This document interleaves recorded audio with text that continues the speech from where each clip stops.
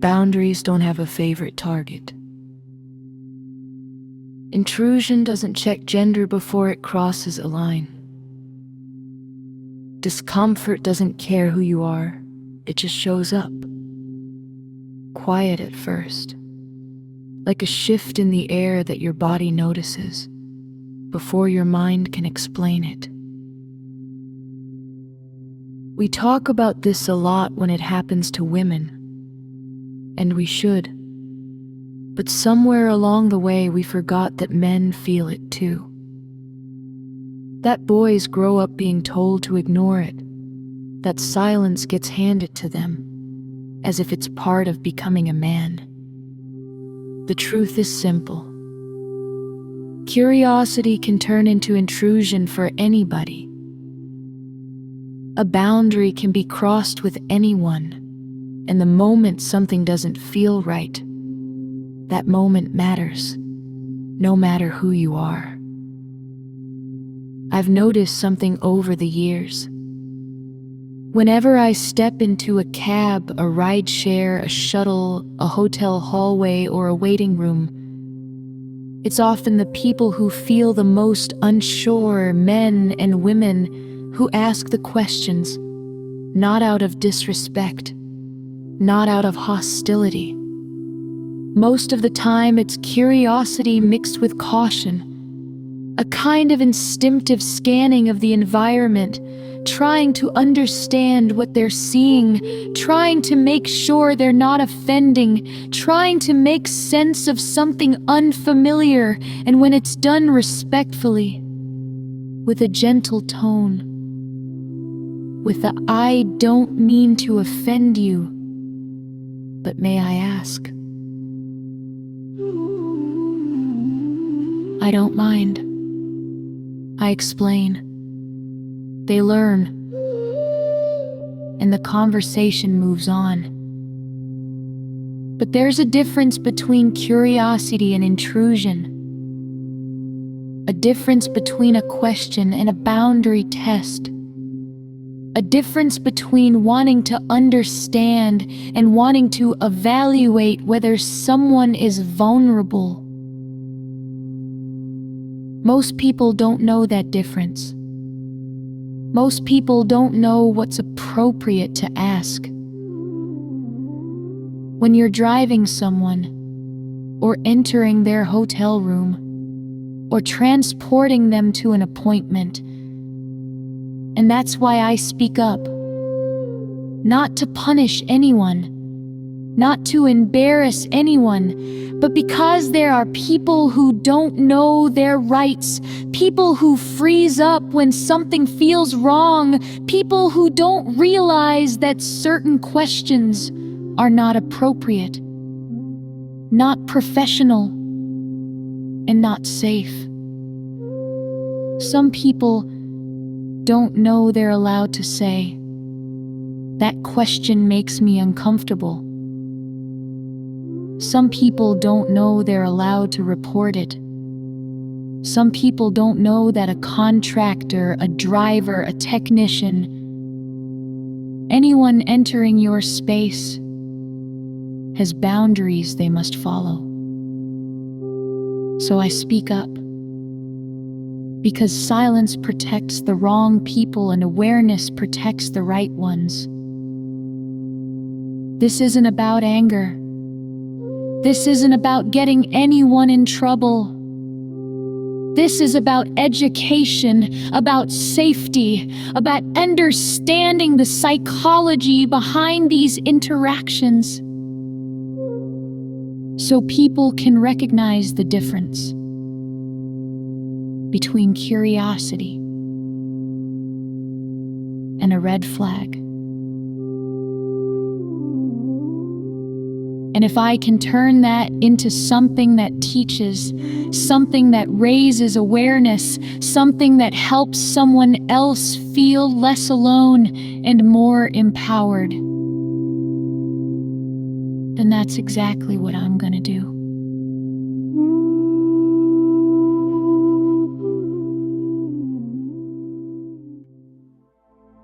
You know, there's a part of this conversation that men don't really get to have. Not because we don't want to, but because somewhere along the way, the world convinced us that we weren't supposed to. We grew up hearing things like, "Man up. Don't be soft. Take it as a compliment. You're a guy. You'll be fine." And after a while, you start believing it.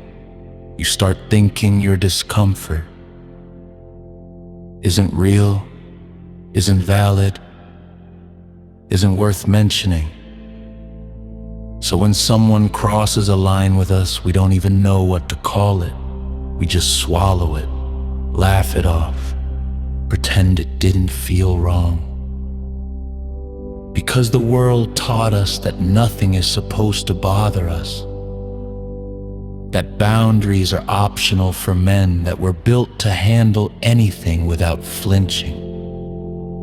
But here's the truth nobody says out loud. Men feel uncomfortable too.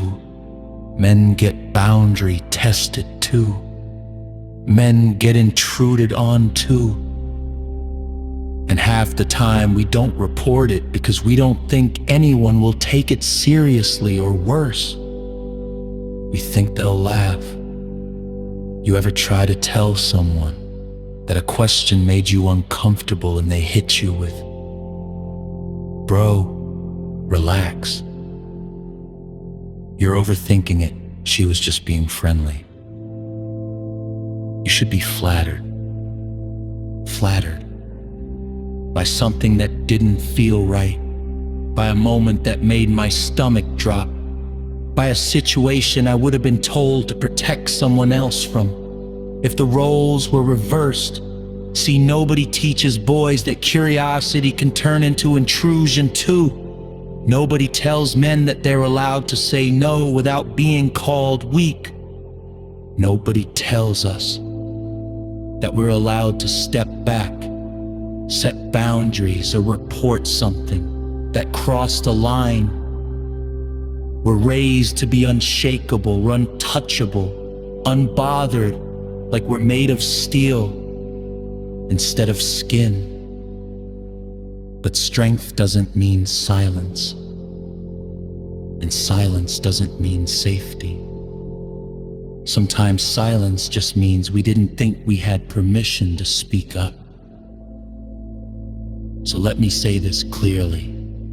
For every man who ever felt something was off, but didn't know how to name it, you're allowed to have boundaries.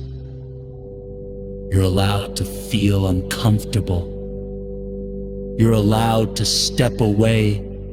You're allowed to say, "That didn't feel right." You're allowed to be believed without having to prove that you're still a man afterward. Because intrusion is intrusion. No matter who it's aimed at, discomfort is discomfort. No matter who feels it. And boundaries. Boundaries belong to everybody, not just the people the world expects to be vulnerable. So this is me breaking the silence that was handed to us like a tradition. This is me saying that men deserve safety too. Men deserve respect too. Men deserve space to speak up without being told to toughen up.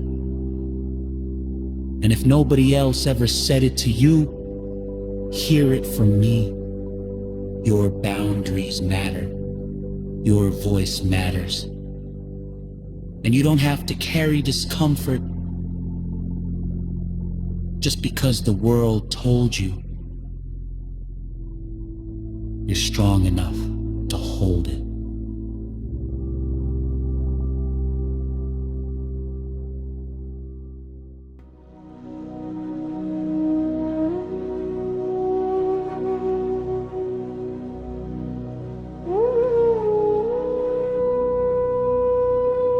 There's nothing wrong with curiosity.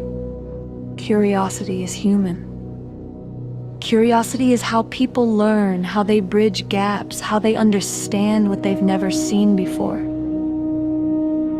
And when someone approaches with respect, with a gentle tone, with a "I don't mean to offend you, but may I ask?" that's not a threat. That's a conversation. But there is a line between wanting to understand and wanting to evaluate someone's vulnerability. A line between a question and a boundary test, and most people don't know where that line is. So let's make it clear. When you step into a cab, a shuttle, a rideshare, a hotel hallway, or a technician enters your room, there are things that are appropriate to ask, and things that are not. Appropriate sounds like, "May I ask you something personal? I don't want to offend you, but I'm curious about your culture. Is it okay if I ask about your attire? Where are you originally from? What does your veil mean to you?" These questions are rooted in curiosity, not control. They come with a disclaimer, a tone of respect, a willingness to accept your answer the first time. But then, there are the other questions, the ones that don't belong in a professional setting, the ones that shift the energy in the room, the ones that make your body tense before your mind even catches up. Questions like, "Why are you covered like that?" asked again and again after you've already explained. Questions like, "Where is your husband? Do you have a husband? Is this because of a man?" Those aren't cultural questions. Those are assessment questions. Questions designed to determine whether you're alone, whether you're protected, whether you're vulnerable. And that is where curiosity ends and inappropriate begins.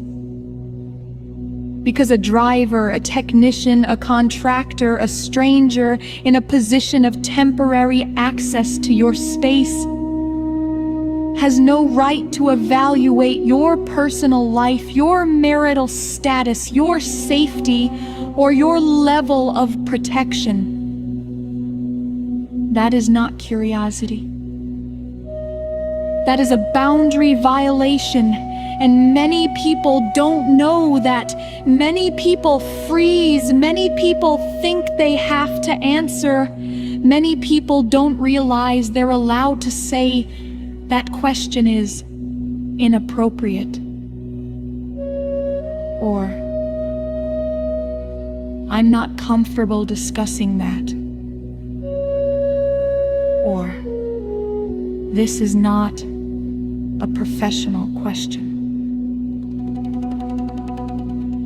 So I speak up, not because I'm angry, not because I want anyone punished, but because there are people who don't know their rights, people who don't know the difference between a harmless question and a red flag. And if I can help someone recognize that difference, if I can help someone feel less alone, if I can help someone understand that boundaries are valid, then that's the purpose of this piece.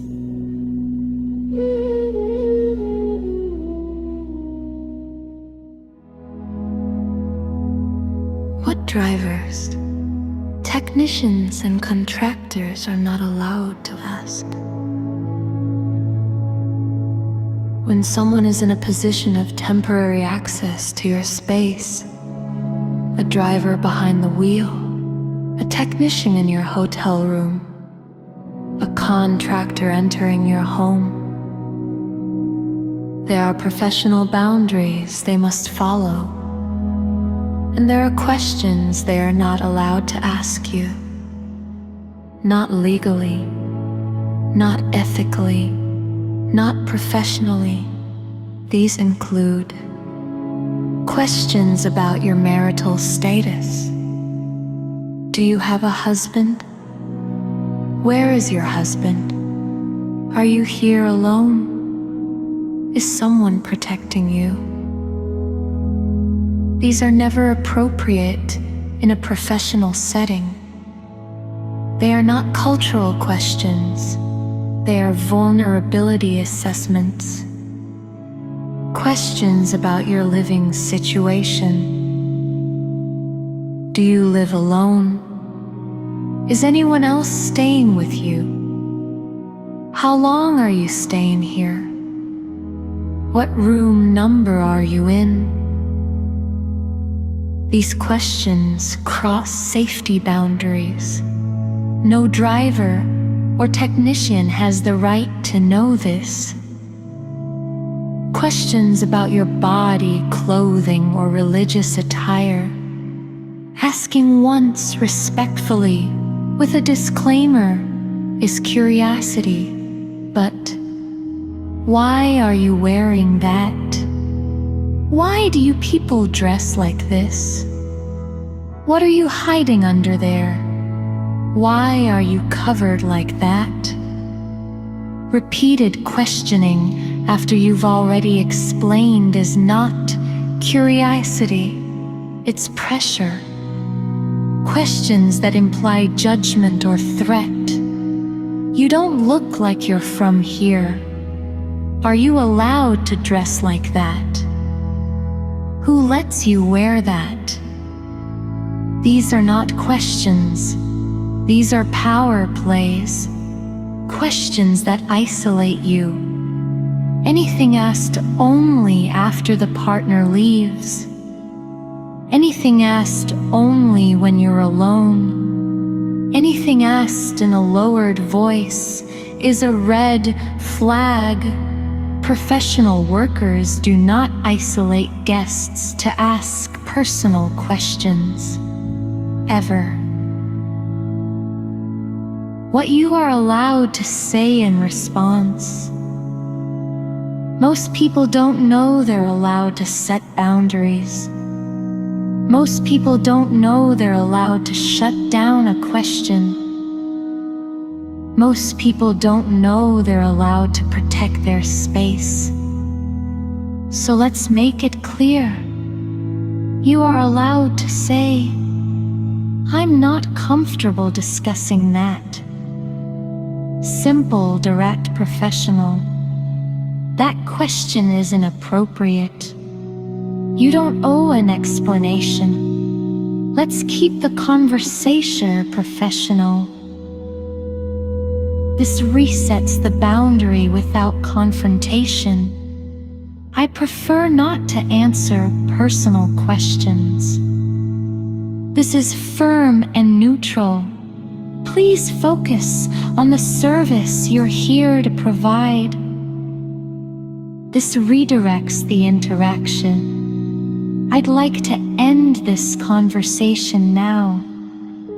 You are allowed to disengage. If you continue, I will need to report this. This is your right. I need you to step out now. If you feel unsafe, you are allowed to end the interaction immediately. You are allowed to report anything that feels wrong. You don't need proof. You don't need justification. You don't need permission. Your discomfort is enough. Most people don't recognize a red flag until after the moment has passed. Not because they're naive, not because they're weak, but because no one ever taught them what a red flag looks like in everyday interactions. So let's make it clear. A red flag is not always loud. It's not always aggressive. It's not always obvious. Sometimes a red flag is quiet. Sometimes it's subtle. Sometimes it's a shift in tone, a shift in posture, a shift in the energy of the room. Here's how you recognize it in real time. When someone repeats a personal question after you've already answered it, curiosity accepts your answer the first time. Pressure asks again and again. When someone waits until you're alone to ask something personal, if the question only comes out when the partner steps away, that's not curiosity. That's calculation. When the question is about your protection, not your culture. Do you have a husband? Are you alone? Is someone staying with you? These are not cultural questions. These are vulnerability assessments. When the tone shifts from gentle curiosity to probing, you can feel it. Your body knows before your mind does. Your shoulders tense, your breath shortens, your intuition whispers. Something is off. When someone gestures toward your body or clothing while questioning you, a gesture can turn a question into a challenge. A gesture can turn curiosity into scrutiny. 6, when someone asks questions that have nothing to do with their job. Drivers drive, technicians fix, contractors repair. They are not entitled to your personal life. 7, when the conversation suddenly feels like an evaluation. Not who are you, but are you safe? Are you protected? Are you alone? That shift is the red flag. 8, when your body reacts before your brain finds the words. Your intuition is not dramatic. Your intuition is not paranoid. Your intuition is not overreacting. Your intuition is information. How to trust your instincts without feeling guilty. People feel guilty for trusting their instincts because they were raised to be polite, raised to be accommodating, raised to not make a scene, raised to give people the benefit of the doubt even when something feels wrong. But here's the truth. Your instincts are not rude. Your instincts are not disrespectful. Your instincts are not overreacting. Your instincts are protective intelligence. Here's how you trust them without guilt. Understand that your body reacts before your brain analyzes. Your nervous system picks up danger faster than your logic does. If your body tenses, that's information. 2, you don't need proof to set a boundary. You don't need evidence. You don't need justification. You don't need a reason that would convince a courtroom. Your discomfort is enough. 3, you are not responsible for someone else's feelings. If someone crosses a boundary, your job is not to protect their ego. Your job is to protect your safety. 4, you are allowed to shut down a conversation at any moment. You don't owe anyone an explanation. You don't owe anyone a smile. You don't owe anyone politeness when you feel unsafe. 5, you are allowed to leave, end the interaction, or report it. You are not overreacting. You are responding to a shift in the environment. 6, trust the pattern, not the moment. If something feels familiar, a tone, a question, a gesture, your body remembers even when your mind doesn't. 7, you're allowed to protect yourself even if the other person didn't mean it that way. Intent does not erase impact. Intent does not erase discomfort. Intent does not erase your right to boundaries. 8, you are allowed to take up space. You are allowed to say no. You are allowed to speak up. You are allowed to protect yourself. You are allowed to trust yourself. And you are allowed to do all of this without guilt, without apology, and without second-guessing your worth.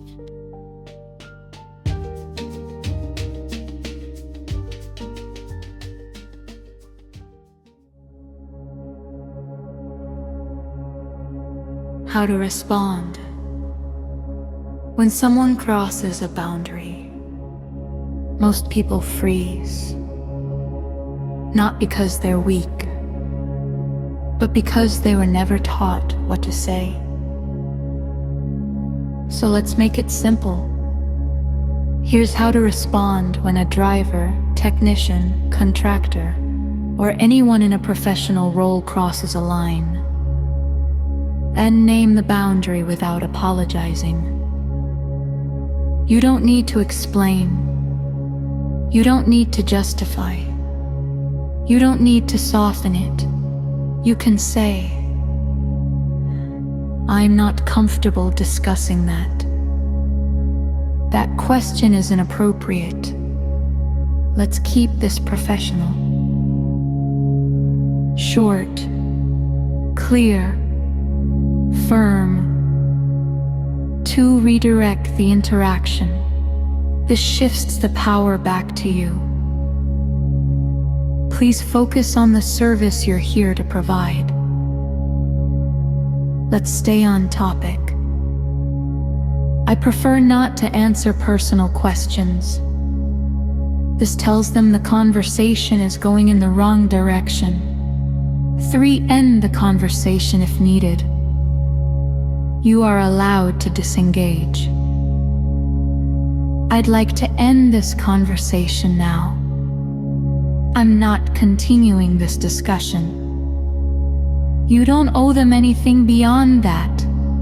4. Create physical or conversational distance. If you feel unsafe, step back. Move toward the door. Change your body position.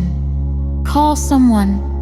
Open the door. Your safety comes first. 5. State consequences if the behavior continues. This is not a threat, it's a boundary. If this continues, I will need to report it. You're not escalating. You're protecting yourself. 6. End the interaction entirely if necessary. You are allowed to say, "I need you to step out now." If someone crosses a line, you are not obligated to stay in the room with them. 7. You do not need to be polite when you feel unsafe. Politeness is optional. Safety is not. How to report safely and professionally. Reporting is not about getting someone in trouble. Reporting is about preventing patterns, protecting vulnerable people, and documenting behavior that should not be repeated. Here's how to report safely and professionally. 1. Report the behavior, not the person. You don't have to judge their character. You don't have to assume their intentions. Just describe what happened. He asked me repeated personal questions. He asked about my husband. He waited until we were alone to ask. The questions made me uncomfortable. Facts speak for themselves. 2. Keep your report chronological. This helps the company understand the pattern. What happened first? What happened next? What escalated? What made you uncomfortable? Clarity protects you. 3. Use neutral, professional language. This keeps your credibility strong. Inappropriate, unprofessional, boundary crossing, irrelevant to his duties, made me feel unsafe. These words are powerful and factual. 4. State your intention clearly. This is important. You can say, "I am not trying to get him in trouble. I am reporting this for safety and training purposes. I want to prevent this from happening to someone who may not speak up." This shows maturity, clarity, and purpose. 5. Request a specific action. Companies respond better when you tell them what you need. For example, Please ensure he is not assigned to my unit again. Please review this incident internally. Please reinforce training on professional boundaries. These are reasonable, appropriate requests. 6. Keep a copy of your report. This protects you if anything happens later. 7. You do not need proof to report. Your experience is valid. Your discomfort is valid. Your voice is enough. 8. Reporting is an act of protection, not punishment. You're protecting yourself, future guests, people who freeze, people who don't know their rights, people who are afraid to speak up. You're doing what many people wish they had the courage to do.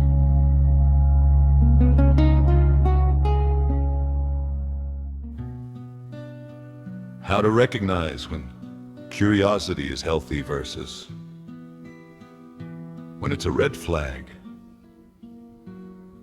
Curiosity is not the enemy. Curiosity is human.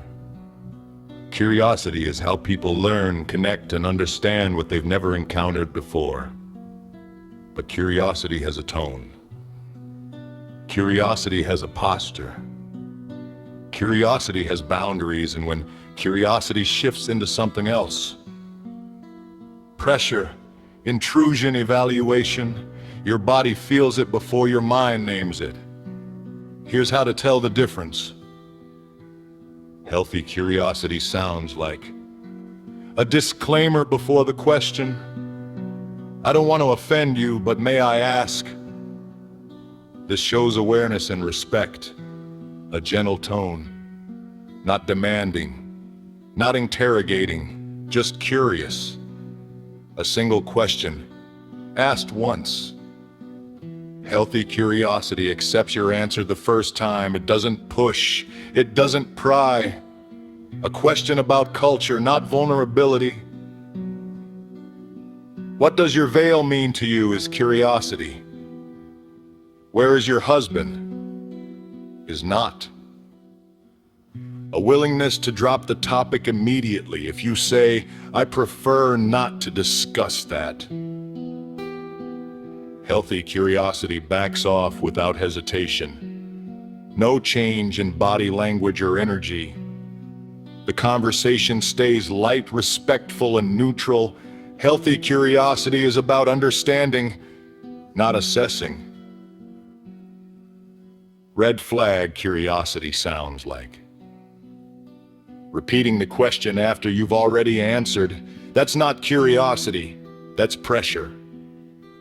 Asking only when you're alone. If the question appears the moment the partner steps away, that's not curiosity, that's calculation. Questions about your protection or vulnerability. Are you alone? Do you have a husband? Is someone staying with you? These are never cultural questions, a shift in tone or posture. You feel it. Your body tenses. Your intuition whispers. This is different. Gestures toward your body or clothing. A gesture can turn a question into scrutiny. Questions unrelated to their job. Drivers drive. Technicians fix.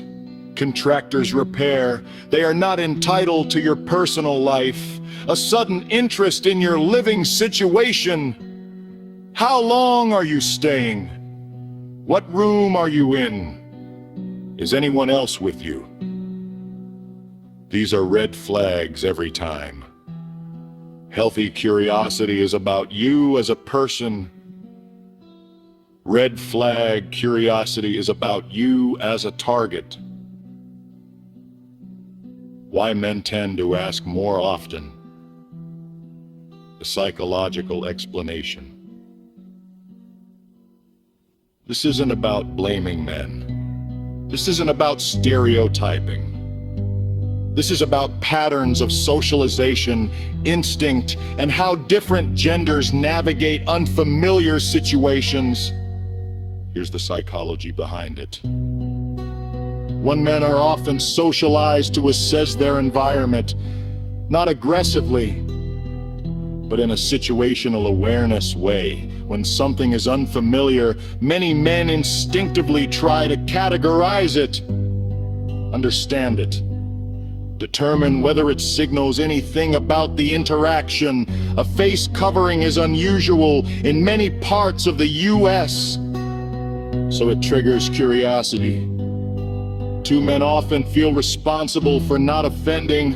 That's why they start with, "I don't mean to offend you, but may I ask?" This is actually a sign of respect. It means they're trying to approach the topic gently. 3, women tend to read context faster. Women often understand modesty norms intuitively, avoid personal questions, unless invited, sense when a topic might be sensitive, so they rarely ask. 4, men ask because they don't want to assume. Many men worry that silence might be interpreted as judgment, discomfort, disrespect, so they ask, not to challenge you, but to avoid misunderstanding. 5, men are often more direct. Social conditioning teaches men to ask questions plainly, seek clarity, get to the point. This can come across as blunt, even when the intention is harmless. 6, the problem isn't the question, it's the persistence. Healthy curiosity asks once.